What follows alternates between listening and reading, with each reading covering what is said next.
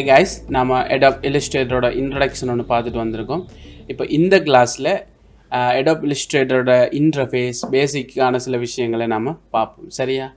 இப்போது நம்ம ஃபோட்டோஷாப்பில் ஃபஸ்ட்டுக்கு பார்த்துருக்க ஒரு விஷயம் என்ன, அதாவது ஃபோட்டோஷாப்பை ஓப்பன் பண்ண உடனேயே நாம் கஸ்டமைஸ் பண்ணோம் நமக்கு ஏற்ற மாதிரி சில விஷயங்களை. இப்போ நீங்கள் இங்கேயும் எடிட்டுக்குள்ளே போய் ப்ரிஃபரன்ஸுக்குள்ளே போய் ஜென்ரலுக்குள்ளே போனீங்கன்னா சில விஷயங்களை மாற்றலாம். ஆனால் இங்கே நீங்கள் பெருசாக ஒரு விஷயமா நீங்கள் மாற்றணும்னு அவசியம் இல்லை. டிஃபால்ட்டாகவே வச்சு நம்மளோட வேலையை செஞ்சு கொள்ளலும். இந்த யூனிட்ஸுக்குள்ளே மட்டும் நீங்கள் இந்த ஜென்ரலை இன்ச்சஸில் வச்சுக்கொள்ளுங்க. அடுத்தது ஸ்ட்ரோக்கை வந்து பாயிண்ட்ஸ்லையும் டைப்பை பாயிண்ட்ஸ்லையும் வச்சிங்கன்னு சொன்னால் நம்ம அந்த ஸ்ட்ரோக்னு சொன்னால் உங்களுக்கு தெரியும், ஒரு ஏதாவது ஒரு விஷயத்தில் பார்டர் ஆட் பண்ணுறது, இந்த பார்டர் அடுத்தது அதில் டைப், இந்த மாதிரி விஷயங்களை பாயிண்ட்ஸ்ன்றது வந்து இன்ச், மில்லிமீட்டர், இந்த மாதிரி ஒரு அளவீடு. சரியா? அப்போ பாயிண்ட்ஸில் வச்சுட்டு நம்ம வேலைகளை செஞ்சு கொள்ளலாம். இதில் வந்து நீங்கள் வேறு பெருசாக சேஞ்ச் பண்ணணும்னு ஒரு அவசியம் இல்லை. யூஸர் இன்டர்ஃபேஸ் எல்லாம் பார்த்துக்கொள்ளுங்க. நீங்கள் உங்களோட இன்டர்ஃபேஸை வந்து டார்க் மோடில் வைக்கிறதா இல்லையான்னு, அதாவது ஃபோட்டோஷாப்பில் பார்த்த விஷயங்கள் 1-2 புது விஷயங்கள் இங்கே இருக்கும். நீங்கள் பெருசாக சேஞ்ச் பண்ணணும்னு ஒரு அவசியம் இல்லை. இந்த ப்ரிஃபரன்ஸுக்குள்ளே ஒரு பேசிக் நாலேஜுக்காக சொல்கிறேன். ஓகே, இப்போது ப்ரெஸ் ஓகே கொடுத்துட்டு நாம் இன்டர்ஃபேஸுக்கு வந்திருக்கோம். சரியா?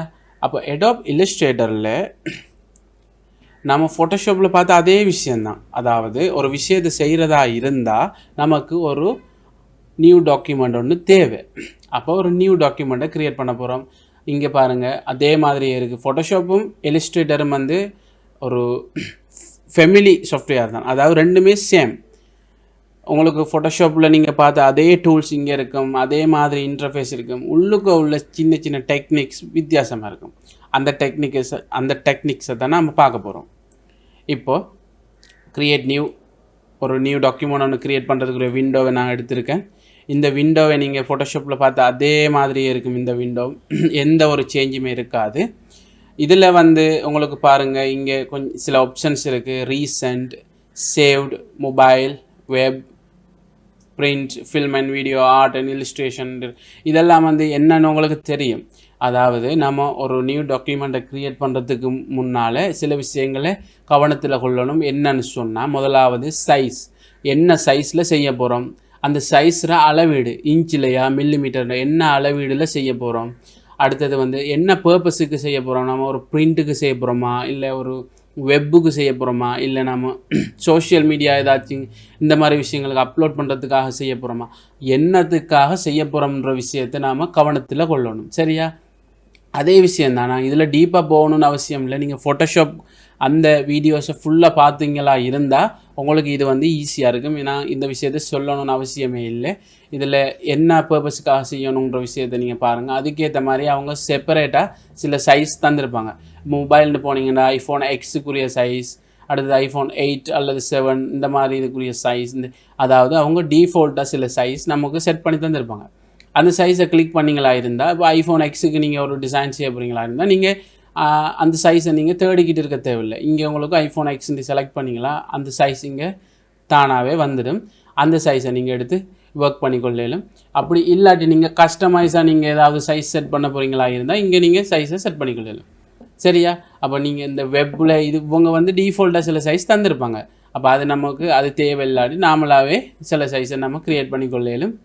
இங்கே பாருங்கள், இதில் ப்ரீசெட் டீட்டெயில்ஸ், என்ன டீட்டெயில்ஸ்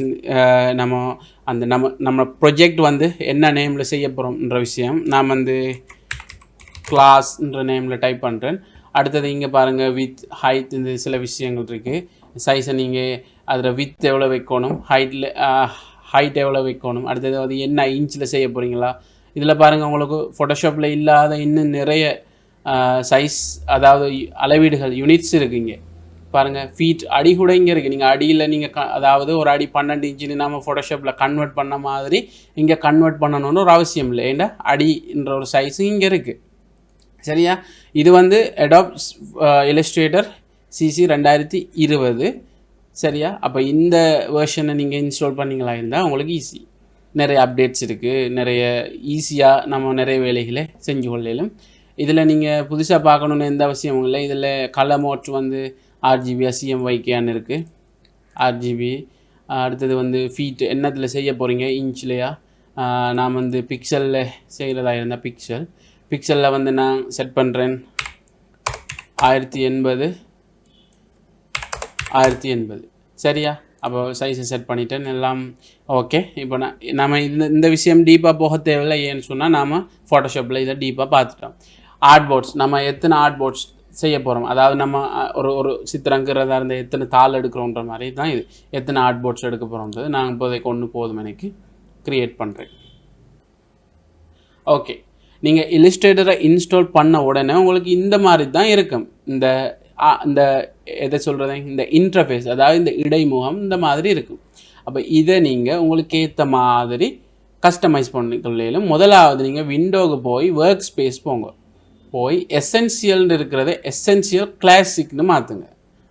அப்போ எசென்சியல் கிளாசிக்கில் இந்த மாதிரி உங்களுக்கு காட்டும்.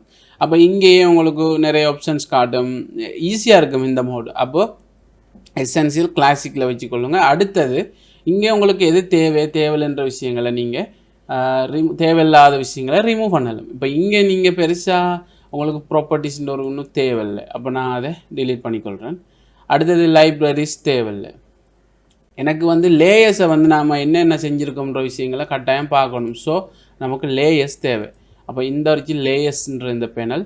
அப்போ லேயர்ஸைனா இங்கே இதை நீங்கள் இந்த லேயர்ஸை நீங்கள் எடுத்து இந்த இடத்துலேருந்து எடுத்து இந்த இருக்கு லேயர்ஸ் இங்கே கிளிக் பண்ணிவிட்டு நீங்கள் மவுஸை ட்ராக் பண்ணிங்கன்னா எங்கே வைக்கணும்னு காட்டு பாருங்கள். ஒரு ப்ளூ கலர் பார் ஒன்று காட்டுது, அதாவது ஃபோட்டோஷாப்லேயே மாதிரி தானா, நீங்கள் ஒன்றுமே யோசிக்க தேவையில்லை. அப்போ அந்த ப்ளூ கலர் பார் ஒன்று காட்டுது. அப்போ அந்த இடத்துல நீங்கள் அதை போட்டிங்களா இருந்தால் அந்த இடத்துல ஃபிக்ஸ்ட் ஆகிடும் சரியா. இப்போ லேயர்ஸை இங்கே வச்சுட்டேன். அடுத்த விஷயம் நாம் இங்கே எந்த விஷயம் நமக்கு தேவைன்ற விஷயங்களை நம்ம தேவையான மாதிரி அதை ட்ராக் பண்ணி கொண்டு வைக்கலாம். இந்த மார்க்கை கிளிக் பண்ணிங்களா இருந்தால் இங்கே இருக்கிற இந்த மார்க்கை கிளிக் பண்ணிங்களா இருந்தால் உங்களுக்கு அது ஃபுல்லாக காட்டும். இல்லாட்டி உங்களுக்கு ஹைட் பண்ணி வச்சுருக்கும் ஐக்கனை மட்டும் காட்டும். ஐக்கனை கிளிக் பண்ணிங்கன்னா உங்களுக்கு ஃபுல் ஆப்ஷன் காட்டும். அப்போ நீங்கள் இல்லை எனக்கு ஃபுல்லாக தான் பார்க்கணும்னு சொன்னால் இதை கிளிக் பண்ணி ஃபுல்லாக வச்சுக்கொள்ளலாம். அடாப் இல்லஸ்ட்ரேட்டர் இன்டர்ஃபேஸை எப்படி கஸ்டமைஸ் பண்ணுறன்ற விஷயங்களை பார்த்துட்டோம். ஒரு இன்ட்ரடக்ஷன் ஒன்று பார்த்தோம் ஃபோட்டோஷாப்பில் இருக்கிற மாதிரி. இப்போ நாம் அடாப் இல்லஸ்ட்ரேட்டரில் எப்படி அட்வான்ஸ்டான வேலைகள் செய்கிறேன்னு நெக்ஸ்ட் கிளாஸில் பார்ப்போம். Okay, see you.